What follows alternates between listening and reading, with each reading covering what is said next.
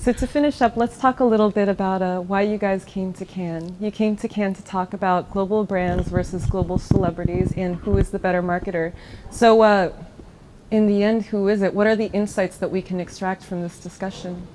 You want to touch on this, Daz, or Omar? No, I'm happy to take it. He's going to say he won, by the way.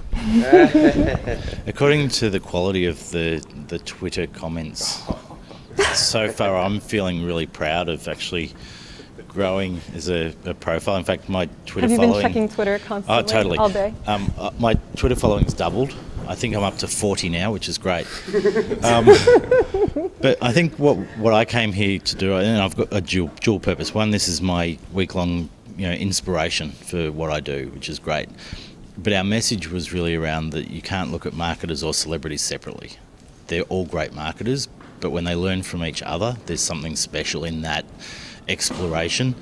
And we wanted to encourage people to think about what they're doing and then think about what other people are doing, and really use connected thinking in their own way to understand there's a lot to learn from both. And we have to continually evolve. It's a competitive set out there. That actually made me think of a question for you, Omar. Yeah. Oh, did you want to say something first? No, go ahead. Okay.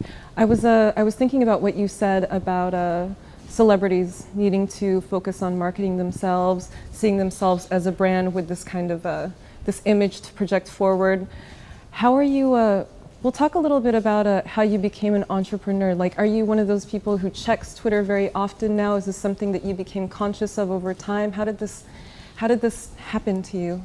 Well, I think that I think I have an entrepreneurial spirit as Freddie. At the same time, I think as Daz mentioned, I'm an adapter. Like, we have to. As a entertainer, you're constantly reinventing yourself. Right. Madonna's only around umpteen years later because she's so that mindset is sort of natural to an artist. And I think for me, I'm a closet techie, so I'm into this type of stuff anyway. I'm just... You've always been. Always been, from when I was a kid, know, and early gaming, and so every device that comes out, and when you start to see the magnitude of what technology can do now and how easy it is to do, I think it's just about having that foresight and the connected thinking. Again, like Daz mentioned, it's something that goes hand in hand. If you think about something as, someone produces a film, the film is coming out, marketing, traditional marketing. Okay, we're gonna put up posters, we're gonna get ad time in front of this, this sporting event, we're gonna do this, we're gonna do that. Well, now, it's been harder to quantify, is that way of marketing effective? It's becoming easier to quantify, this guy has 5 million Twitter followers, he just tweeted. We can watch the analytics of that one tweet and see that, wow, 200,000 people went to see the movie on this day based on this tweet. And that through line right there is very exciting to, I think, all of us. And but it's just incumbent upon brands and celebs to be creative and be innovative. And technology moves at such a fast pace that 5 years from now, the conversation will be, progressive, and it'll be really interesting. But it's exciting to me. It's all exciting because I love being creative. So what do you guys? Oh, did you want to say something? I was just saying, the question was, why would you come to Cannes? You're both liars. It's the free drinks. There's only one reason we come. It's the parties and the drinks. No, I'm just kidding. Well, those are easy. Yeah, no, I'm kidding. Just to end on a note and really echoing what they're saying, I think Cannes is a very humbling experience. No matter how good you think you are, you come here and you see all the work that's winning, and you need this to kick you in the ass every year to remind you why you have to push yourself so hard. Right. So that's my bit. Is that your feeling as well, Omar? Because I know that this is your first time. Yeah. What do you think of it? No, I'm blown away. It's so ironic that my first time in Cannes is with you guys, like for advertising and not like a film, which is just... It was destiny. I've been kind of, it's I love it. I love the full that. realization of the gamer kid. No, but it is inspirational, and it's really mind blowing. And for me, it's just being a sponge and soaking it all up, so I can go back into my cubby hole and, try to come up with that next thing. But I have a question for you. Yeah. Who are you? Oh, balls. The whole time, that's been in the back of my head. Like, it's a loaded question. Who am I? People live their whole life and don't have that answer. It's true. Oh, this is like Rumpelstiltskin when she says his name, and then he like sinks into the earth. I just wanted to mess with you.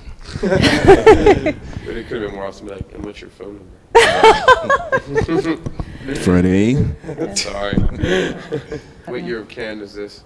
It's my third. Very nice. Oh, wow. Yeah, yeah, and it gets more exciting every year because going back to what you said, it's not even just that technology is moving faster; it's moving faster exponentially. So it's really kind of a scary and exciting time to be around Right. in our respective industries. And to bring things back around, do you guys have any final insights for your peers, like what they should be doing, what they should be watching for in the near future? Thanks for giving me all the time to prepare and answer to that question. I'll take care of it. That's fine. I'm going to try and sound Yeah. This is just like stool pigeon guy. Well, hold on 1 second. Sorry. I'm getting. David, what? You're getting a feed from the president. Okay, yeah. No, easy. I think for me, and I consider myself a diehard creative person, Yeah. but embrace technology. Stop looking at technology as a detriment to creativity. Technology is the absolute greatest enabler of creativity at this point, and I think people need to. And I don't mean the cyber type of war type stuff. Just start getting excited about tech, because the dial's only going in one direction in terms of how consumers are starting to interact with the world, and I think if you want to still be relevant 3 years from now, let alone 10 years from now, get excited about it and don't worry about looking like a geek. It's fun. I think that, the nerds are going to rule the world. So Yeah. is that enough time, Des? now. After you. No. I would kind of echo what Freddie just said. Just in my business, I think creative thinking is where it's at. I mean, this is what artists do. This is how everything is created. So the benefits that come along with, now it's not about just technology, it's the ideas behind it. When you think about, and I even think about this in filmmaking or making television shows, it's the idea behind what the end result is that's the exciting part. Yeah. And, as an artist, it's really exciting to think that, I don't necessarily have to, go through the middleman, as it were, to get my thing done. I mean, just look at music. Music has been revolutionized literally overnight by technology. That where before, 20 years ago, you just have a record and you send your demo and you're doing all these things. Now you can sit in your house, you got a program, you make your song, you push a button, it's available to everyone. And if it's good, guess what? You're going to have a wild ride. I think that is just really exciting. And something that you said earlier I've been thinking about is that, not here, but before this interview, but like there's so much out there now that we're in this sort of weird, like if you look at YouTube, there's no aggregation. It's just like, there's just so much. And to me, I look at that like, well, yeah, when there's, a lot of bullshit, if I can say that, it makes the great shit shine even more.